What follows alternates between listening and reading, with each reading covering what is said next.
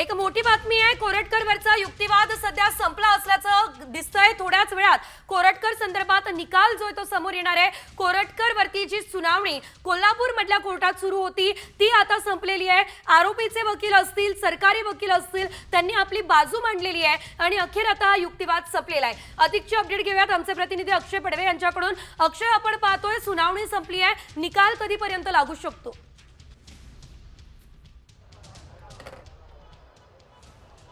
आपण जर पाहिलं तर असीम सरोदे यांनी सुरुवातीला युक्तिवाद केला। त्यामध्ये अनेक महत्त्वाचे मुद्दे जे मोबाईल तपासाचा असतील किंवा आवाजाचे नमुने असतील किंवा महापुरुषांबद्दल केलेला अपमान असेल या सगळ्या संदर्भात युक्तिवाद केला। त्यानंतर कोरटकर यांचे वकील जे VC द्वारे उपस्थित झाले होते त्यांनी कोरटकर यांना अटकेपूर्वी 41 ची नोटीस का नाही सर्व्ह केली असा प्रश्न उपस्थित केल्यानंतर त्यांना अटकेची गरजच नव्हती, कारण नागपूर पोलिसांनी आम्हाला बोलवलं नव्हतं। CDR जे आहे ते कोरटकरांचे पोलिसांकडे आहेत, त्यामुळे कोरटकरांना पोलीस कोठडी देऊ नका अशी मागणी जी आहे ती कोरटकरांच्या वकिलांकडनं उपस्थित केलेली आहे।